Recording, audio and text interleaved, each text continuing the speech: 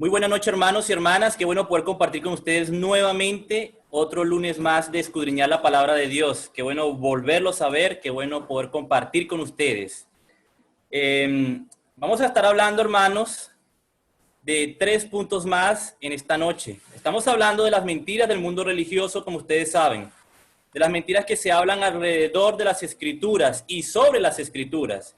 Y la mentira tiene una variante muy interesante que debemos tener en cuenta, que es a la mentira no le gusta escudriñar. Por eso nosotros hemos establecido 2 principios básicos que toda persona debe tener y que son, en primer lugar, el principio de escudriñar las escrituras como los debería, y en segundo lugar, el principio de la racionalidad. Y esto es muy importante porque a la mentira no le gusta pensar, a la mentira no le gusta reflexionar, a la mentira no le gusta ser razonable ni escudriñar.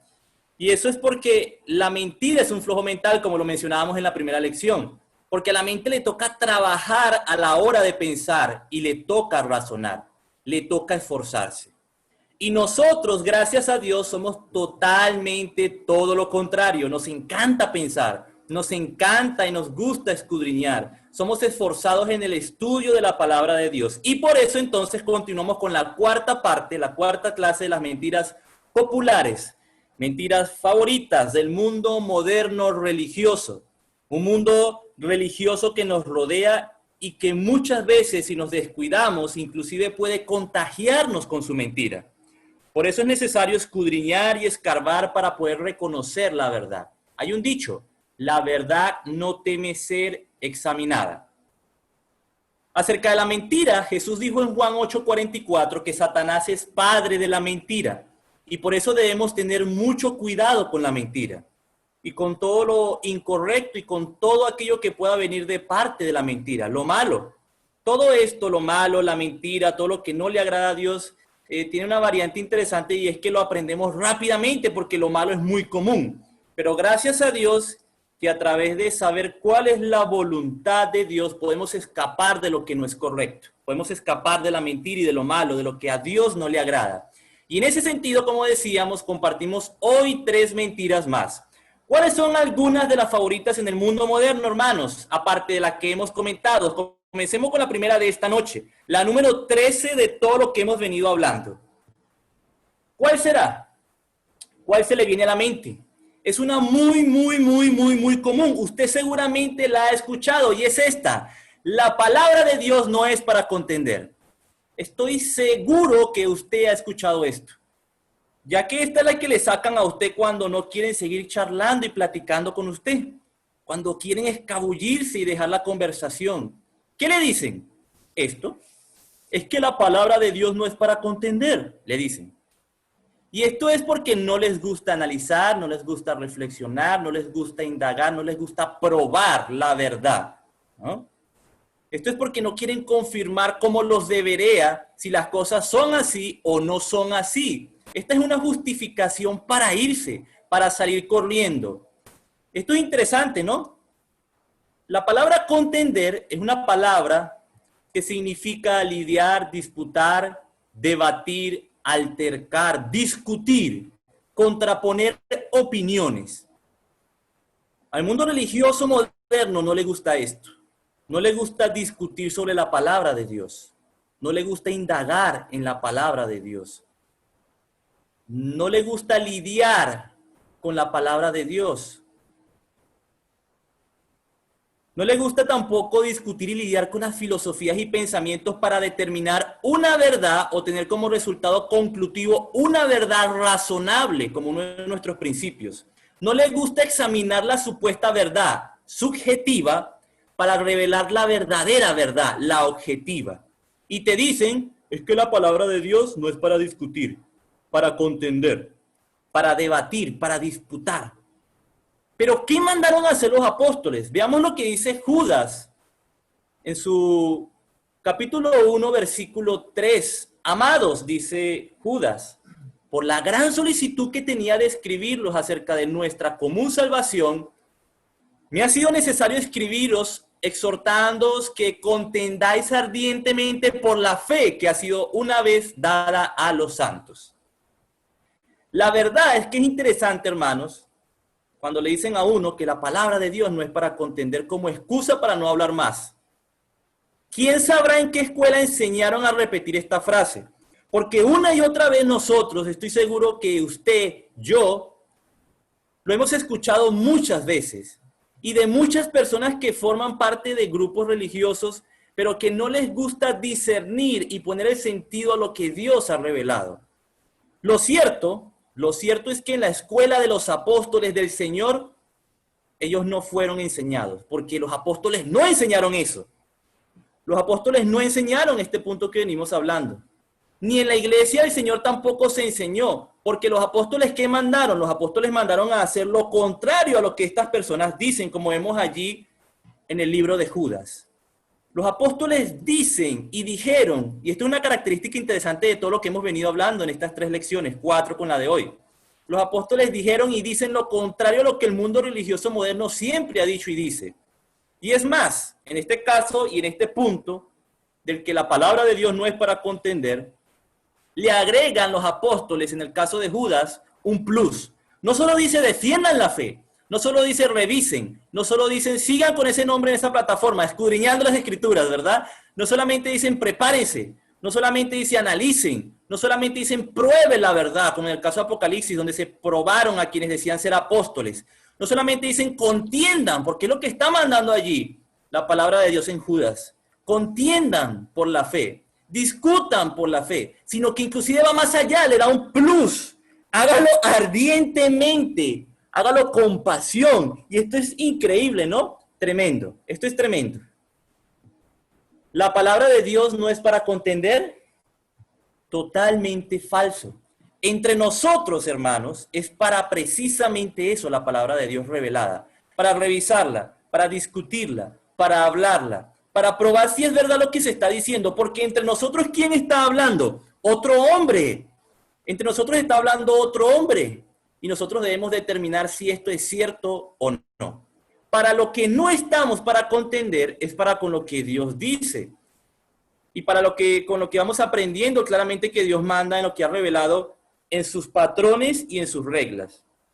A Dios hay que decirle, como dice un hermano, amén, ¿verdad que sí? Sin menoscabar nada y sin ponerle en duda nada lo que manda, ¿cierto? Pero ¿qué hace el mundo religioso moderno? Quieren que le crean todo lo que él dice, ¿no? El mundo religioso moderno quiere que le crean todo lo que él dice y que no le creamos a Jesús lo que Jesús dice.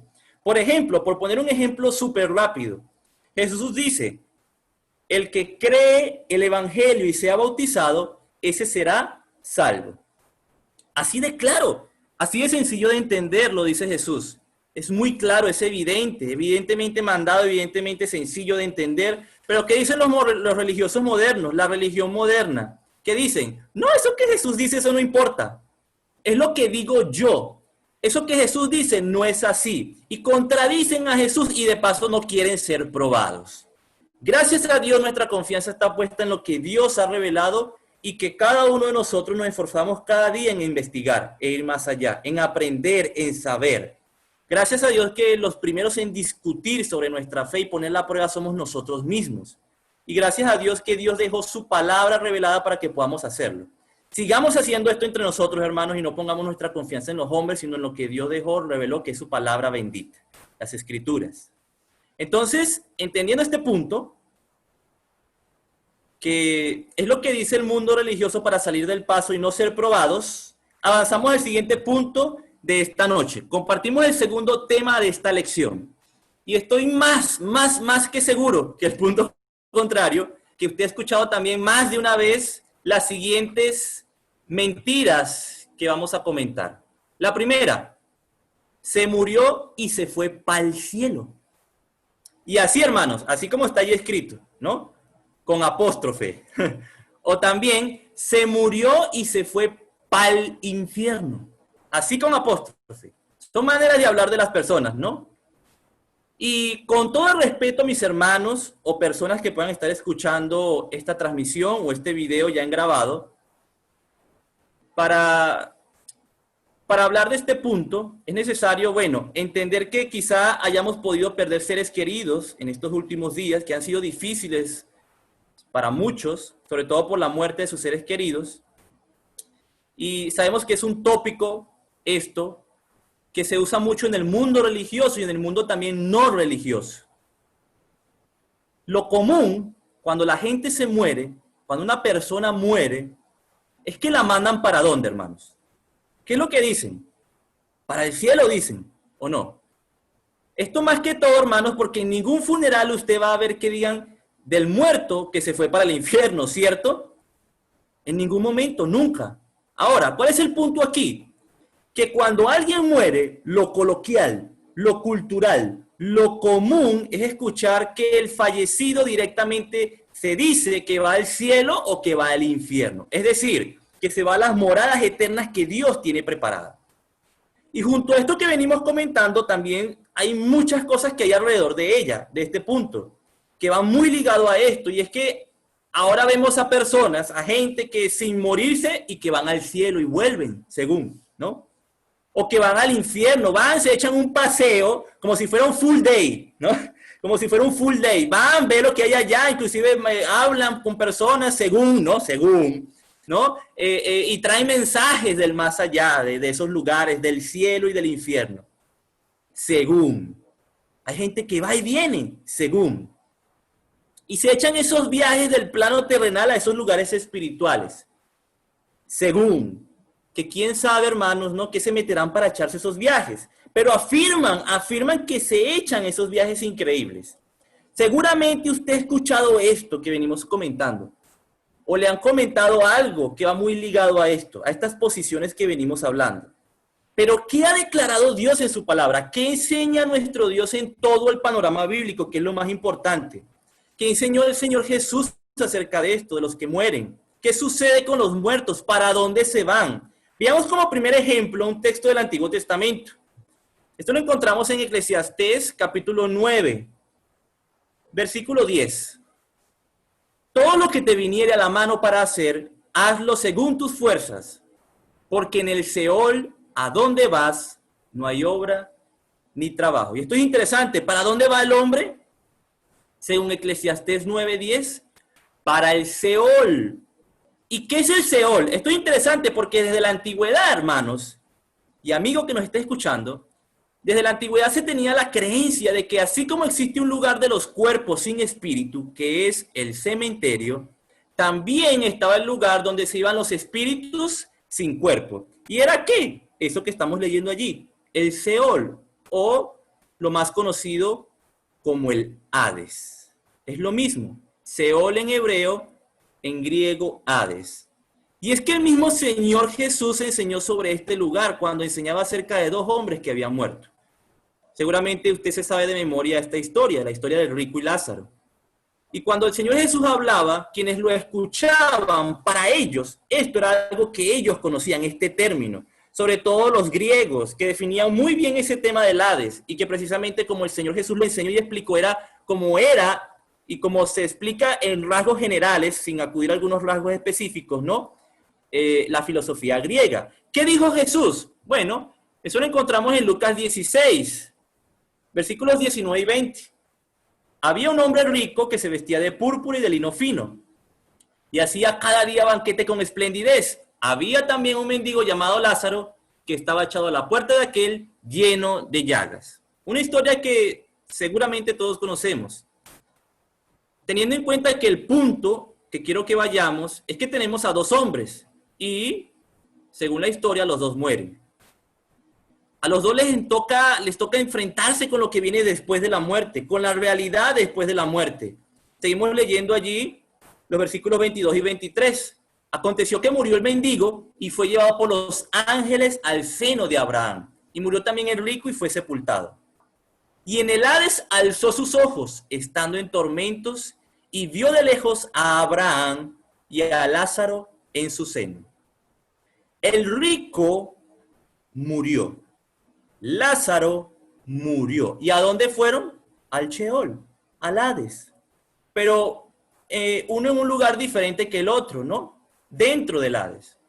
Y es lo mismo, hermanos, esto que nosotros venimos hablando acerca del lugar hacia donde van los muertos, es lo mismo inclusive que se profetizó acerca de nuestro Señor Jesucristo, la profecía de David sobre el Mesías, que el Mesías iba a morir E iba al lugar de los muertos, al Hades. Eso lo encontramos y formó parte de la predicación del primer sermón, del primer sermón o la primera predicación pública cuando inicia la iglesia, ¿no? Y en Hechos 2, versículo 27, cuando Pedro cita las palabras de David, y no dejarás mi alma en el Hades, ¿no? Sino que iba a resucitar, iba a salir, iba a volver del Hades, del Seol, del lugar de los muertos. Entonces, hermanos, los muertos, ¿a dónde van? ¿A dónde va el hombre a morir?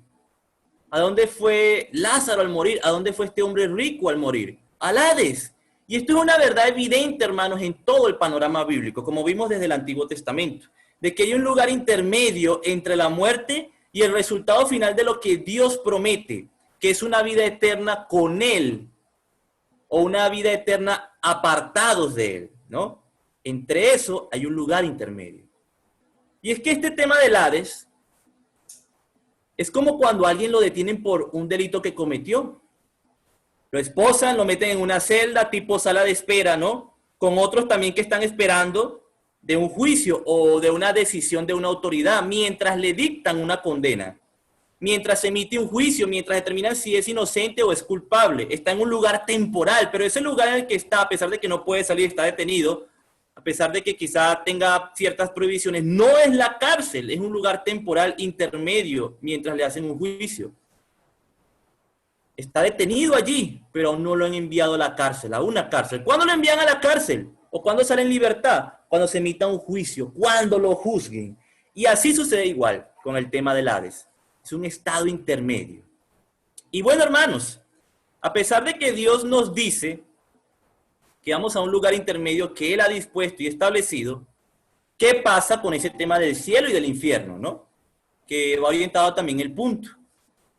¿Cuándo es que nos tocará entonces ir al cielo o al infierno? ¿Cuándo es que el hombre va a verse con esa realidad que Dios promete? Porque Dios promete eso, Dios habla mucho sobre eso. Es la promesa eterna. La enseñanza bíblica es muy directa, muy sencilla, muy clara cuando habla de este tema. La respuesta es a partir del día del juicio. Jesús dice que en aquel día serán separados uno a la izquierda, otros a la derecha, y unos irán a vida eterna con Dios y otros a castigo eterno. Veamos algunos aspectos más sobre el tema del cielo y el infierno. En Apocalipsis 20, por ejemplo, habla de un momento en el que vamos a ser juzgados. Apocalipsis 20, versículos 11 y 12. Y vi un gran trono blanco y al que estaba sentado en él, de delante del cual huyeron la tierra y el cielo, y ningún lugar se encontró para ellos. Y vi a los muertos, grandes y pequeños, de pie ante Dios. Y los libros fueron abiertos, y otro libro fue abierto, el cual es el libro de la vida, y fueron juzgados los muertos por las cosas que estaban escritas en los libros, según sus obras. ¿De qué momento está hablando aquí Apocalipsis? Nosotros lo sabemos, del día del juicio. Y esto forma parte de la misma enseñanza que el Señor Jesús dio. Veamos una referencia en Mateo 25, por ejemplo. Mateo 25, versículos 31 y 32. Cuando el Hijo del Hombre venga en su gloria y todos los santos ángeles con él, entonces se sentará en su trono de gloria y serán reunidas delante de él todas las naciones y apartará los unos de los otros, como aparta el pastor las ovejas de los cabritos. Es el mismo momento en el contexto, ¿no? El día del juicio para los hombres, para la humanidad. Seguimos en Apocalipsis, hermanos, y fíjense cómo se relatan estos eventos ahora en Apocalipsis 20 y cómo lo sigue relatando en los versículos 11 y 12. El mar entregó los muertos que había en él, y la muerte y el Hades entregaron los muertos que había en ellos, y fueron juzgados cada uno según sus obras. Y la muerte y el Hades fueron lanzados al lago de fuego. Esta es la muerte segunda. Y el que no se halló inscrito en el libro de la vida fue lanzado al lago de fuego. Hay algo interesante aquí sobre el tema del Hades y de todo lo que venimos hablando, que es nuestro punto principal ahora, el tema del Hades. En primer lugar, se nos dice que en ese día, en el día del juicio, el Hades entrega a sus muertos. En el día del juicio, para que los muertos sean, ¿qué? Juzgados. Y en segundo lugar, también dice que el Hades es lanzado al lago de fuego, como vemos allí.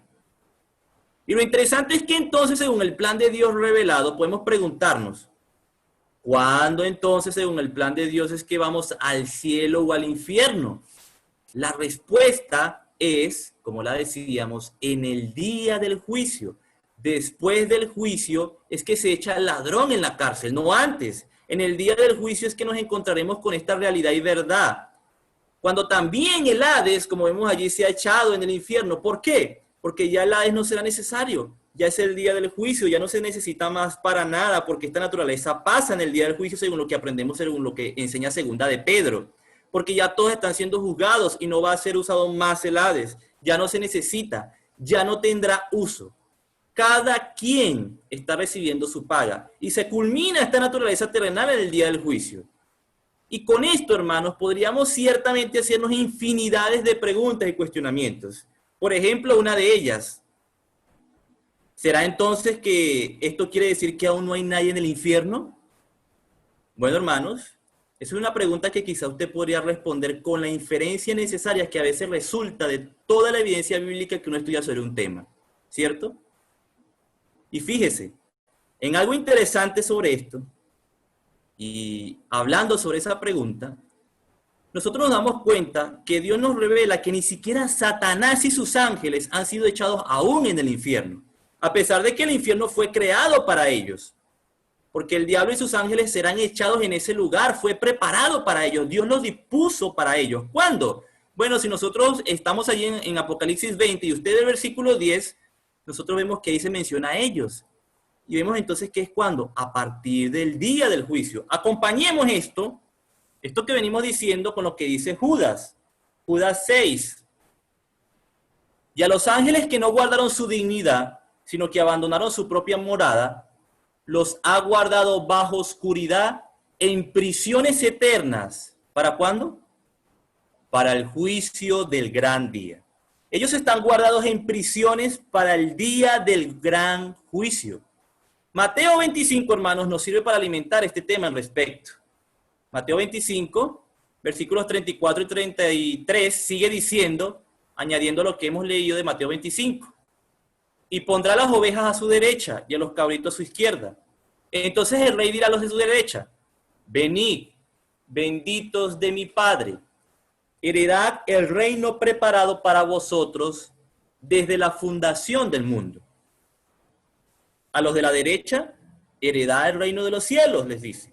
Y a los de la izquierda, bueno, sigue diciendo, versículo 41. Entonces dirá también a los de la izquierda, apartaos de mí, malditos, al fuego eterno preparado para el diablo y sus ángeles. Irán estos al castigo eterno y los justos a la vida eterna. El fuego eterno fue preparado ¿para quiénes? Para el diablo y sus ángeles. Realmente, estimados hermanos, estimados amigos, amistades, inclusive que puedan estar escuchando esta lección bíblica, y mis estimados hermanos, Dios no quiere que nosotros vayamos a ese lugar, ni siquiera fue creado para nosotros. Pero ese lugar será en el cual estarán los que no anhelaron estar en la presencia de Dios. El lugar donde estarán los que murieron para Dios, los cuales son hijos de Satanás porque hacen sus obras, porque no hicieron las obras de justicia de Dios, no procuraron hacerlas, porque no hicieron lo que Dios mandó, no hicieron las obras de Dios, las obras de justicia. Lo cierto es que el hombre escoge para sí mismo esa consecuencia, la consecuencia de no buscar ni desear acercarnos a Dios en esta vida. Y es que si no le buscamos por voluntad propia en esta vida, no creamos que seremos obligados a estar con Él por la eternidad. Es una decisión que nosotros tomamos. ¿Cuándo se recibirá este castigo eterno según Mateo 25? ¿Y cuándo los justos recibirán la vida eterna? En ese día, en el día del juicio. Muy bien, hermanos, esto en el caso del infierno, ¿no? Que venimos también comentando de manera general. Por ahí dicen unos que fueron al infierno y vieron allá a Sultanejo, que vieron a Perencejo, pero vemos que Dios ha destinado el infierno para el hombre, para el diablo y sus ángeles, para después del día del juicio. Esa es la regla que Dios ha establecido, esa es la norma, ¿no? Y eso tiene que tenerlo uno claro, que esa es la norma, esa es la regla. Ahora, en el caso del cielo, ¿será que sucederá igual? Bueno, vemos que Juan, en un versículo que vamos a leer a continuación, habló muy claro acerca de esto. Y vemos aquí en Mateo 25 y todo lo que hemos hablado, que la regla es la misma, ¿no? Pero bueno, hablando de ese lugar del cielo, donde está el trono de Dios, hay algo interesante que dice Juan 3, hermanos.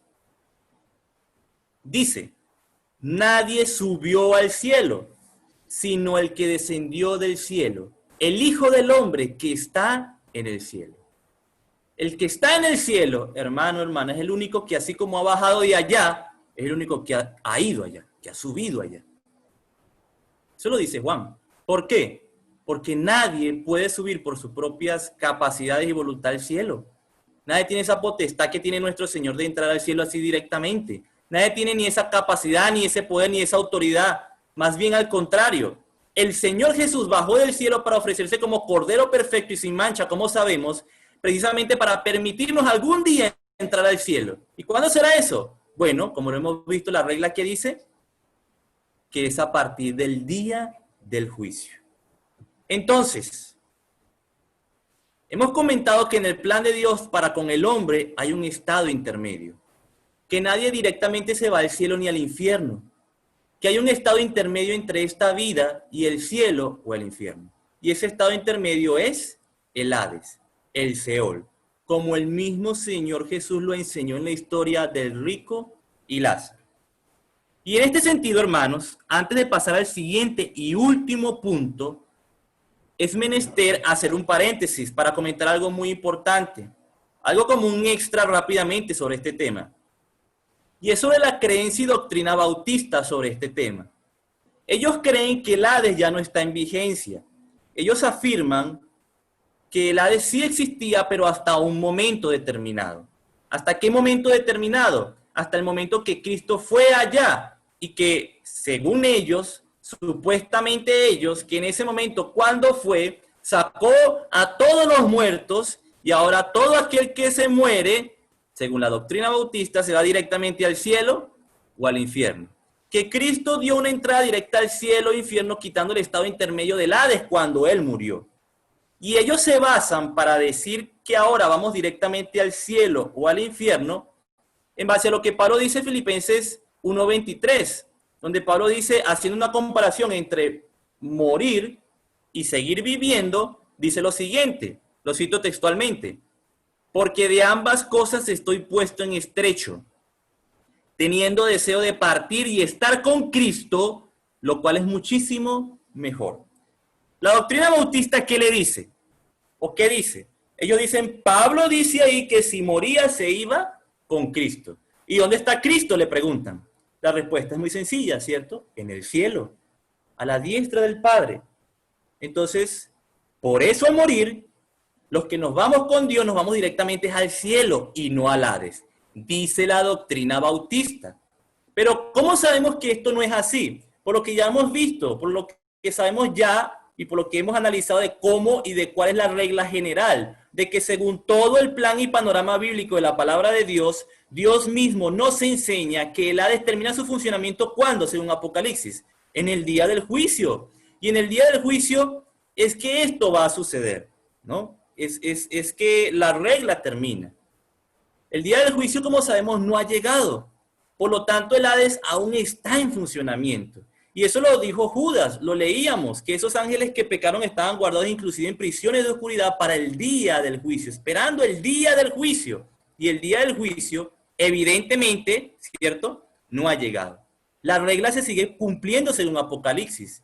Y esas prisiones de oscuridad, como dice también segunda de Pedro, capítulo 2, versículo 4, son el Tártaro. El Tártaro es un lugar en el Hades. Entonces es falso eso que afirma la doctrina bautista. El plan de Dios sigue siendo ese mismo que hemos hablado. Hasta que no llegue el día del juicio, ese estado intermedio que es el Hades estará en vigencia. Eso es lo que enseña la palabra de Dios. En el día del juicio es que ese estado intermedio dejará de existir. Terminando el paréntesis, entonces continuamos con el siguiente punto de esta noche y último. Avanzamos a la siguiente mentira. Ya usted es salvo, siempre salvo. Bueno, compañero, ya usted salva. Compañera, listo. ¿Será cierto?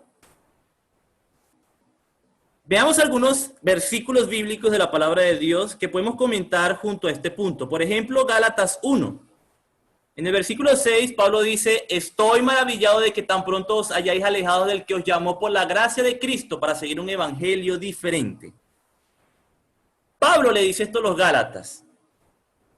Y los Gálatas, como nosotros sabemos, habían creído al Señor Jesús. Habían aceptado la voluntad de Dios obedeciendo los mandamientos para alcanzar la salvación mediante Cristo Jesús y la reconciliación con Dios.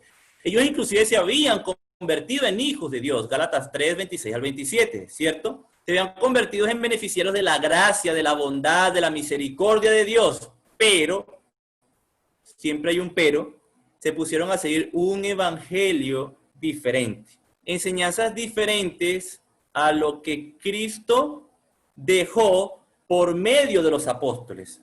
Por lo tanto, como dice Pablo, los Gálatas se habían alejado de Dios, se habían apartado del evangelio del Señor Jesús. Por eso Pablo, cuando nosotros vemos el capítulo 3, los reprende duramente para que reflexionaran en ese estado en el que ellos se encontraban en ese momento. Por ejemplo, en el capítulo 3, al principio, versículos 1, 2 y 3, vemos que Pablo les dice, oh Gálatas insensatos, ¿qué nos fascinó para no obedecer a la verdad? Les dice.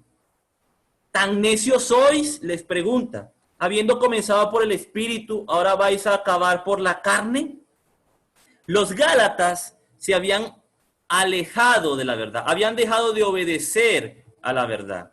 Unido a esto, hermanos, quiero que leamos lo que dice Santiago 5, versículos 19 y 20. Hermanos, si alguno de entre vosotros se ha extraviado de la verdad y alguno le hace volver, sepa que el que haga volver al pecador del error de su camino salvará de su muerte su alma y cubrirá multitud de pecados. Las personas, así como los Gálatas, los hermanos se pueden extraviar. Y según Santiago, fíjense cuál es la condición de alguien que se extravía. ¿Sigue siendo salvo? Es una pregunta que nos podemos hacer viendo estos versículos. En el caso de los Gálatas, ¿cuál es la condición de ellos o cuál es la condición de ellos que se habían alejado de la gracia de Dios? Como lo dice Pablo claramente. Bueno, Santiago lo define como un pecador, es lo que dice allí Santiago. Cuando dice, sepa que el que le haga volver, el que haga volver al pecador del error de su camino, entonces lo salvará de muerte esa alma, ¿no? Cualquiera que le haga volver al pecador del error de su camino. Un camino de error. Dice que el que lo haga salvará de muerte un alma. ¿Y qué muerte es esa? Precisamente la separación eterna de Dios, como lo sabemos. Por eso Dios quiere que pongamos nuestro empeño en nuestra salvación. Y también que pongamos nuestro empeño en hacer volver a alguien que evidentemente tenga estas características. Porque Dios quiere que todos nos salvemos. Fíjense lo que dice 2 de Pedro capítulo 1, versículos 10 y 11. Por lo cual, hermanos, tanto más procurad hacer firme vuestra vocación y elección, porque haciendo estas cosas no caeréis jamás. Porque de esta manera os será otorgada amplia y generosa entrada en el reino eterno de nuestro Señor y Salvador Jesucristo. Podemos caer, como sabemos. ¿Y cuáles son las consecuencias de dejar perseverar en lo que hemos conocido como la verdad? ¿Cuáles son las consecuencias de extraviarnos? ¿Cuáles son las consecuencias de caer? La respuesta es la misma que dice Pedro allí, ¿cierto? Pero en el sentido contrario, ¿no? Al contrario. Al contrario, la respuesta, ¿cómo sería? No tener amplia y otorgada entrada generosa en el reino eterno de nuestro Señor y Salvador Jesucristo. Sencillo de entender, ¿cierto? Esto implica que si no procuramos estar firmes en la vocación de las enseñanzas de Cristo, entonces caemos, podemos caer. ¿Caeremos de qué? De entrar al reino eterno de Dios, a pesar de que hemos llegado a ser hijos de Dios. A pesar de que nuestro nombre fue escrito en el libro de la vida, así también puede ser borrado. 1 Corintios 10, versículos 11 y 12. Estas cosas les acontecieron como ejemplo y están escritas para amonestarnos a nosotros, a quienes han alcanzado los fines de los siglos. Así que el que piensa estar firme, mire que no caiga. Hebreos 12, versículo 15. Mirad bien, no sea que alguno deje de alcanzar la gracia de Dios, que brotando alguna raíz de amargura os estorbe y por ella muchos sean contaminados. Esto implica que uno puede caer de la gracia, de ese favor inmerecido de Dios para con nosotros, caer de su misericordia. Y póngale cuidado lo que leíamos ahí en Hebreos. Imagínese usted dejar de alcanzar la gracia de Dios por una raíz de amargura en su corazón, por algo que usted tenga guardado ahí en su corazón. La falta de perdonar, por ejemplo, o muchas otras razones que podríamos hacer una lista grandísima, que podríamos guardar en nuestro corazón que sea de estorbo para entrar en la gracia eterna de Dios. Dios dice que puede haber algo en nuestro corazón inclusive que deje que alcancemos la gracia de Él. La gracia eterna de Él. Todos estos versículos que hemos leído implican claramente que el hombre puede dejar de alcanzar la gracia de Dios. Es increíble, tremendo esto, ¿cierto? Hermanos, sabemos claramente que aquel que cumple con el plan de salvación dejado por Dios por medio de nuestro Señor Jesucristo, llega a la salvación a Él, como Pedro se lo decía en Hechos 2. Es reconciliado con Dios. Dios le perdona sus pecados, pero es necesario uno procurar con diligencia mantenerse así, limpio, puro, santo delante de Dios. ¿Por qué? ¿Será que lo cochino entrará al cielo? ¿Lo inmundo? ¿Lo manchado por el pecado será que va a entrar al cielo? ¿Tendrá entrada al cielo? No, Señor. Por eso es necesario que si aún así, ¿no? Si aún así hemos pecado, hagamos las paces con Dios. Que estemos siempre ocupados en nuestra salvación para no llegar delante de Dios sucios, cochinos, inmundos, después de Él haber perdonado nuestros pecados pasados.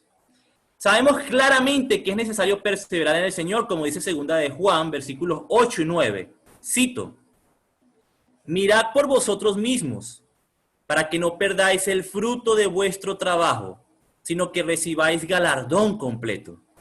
Cualquiera que se extravía y no persevera en la doctrina de Cristo, no tiene a Dios. El que persevera en la doctrina de Cristo, ese sí tiene al Padre y al Hijo. Que esto, hermanos, se grabe en nuestras mentes y que retumbe todos los días en cada latido de nuestro corazón. Mirad por vosotros mismos, para que no perdáis el fruto de vuestro trabajo, sino que recibáis galardón completo. ¿Por qué? Porque cualquiera que se extravía y no persevera en la doctrina de Cristo, no tiene a Dios. El que persevera en la doctrina de Cristo, ese sí tiene al Padre y al Hijo. 2 de Juan, versículos 8 y 9. Así culminamos entonces, hermanos, con estos 3 puntos de la lección del día de hoy. Sigamos cuidándonos de la mentira. Jesús dijo en Juan 8:44 que Satanás es el padre de la mentira y por eso debemos tener mucho cuidado con la mentira. Porque a pesar, ¿no?, de que la influencia de lo malo y la influencia de la mentira está alrededor de nosotros, esta no nos contamine. Hoy hemos compartido 3 mentiras más, de las cuales hemos completado, de todas las lecciones que hemos compartido juntos, 15.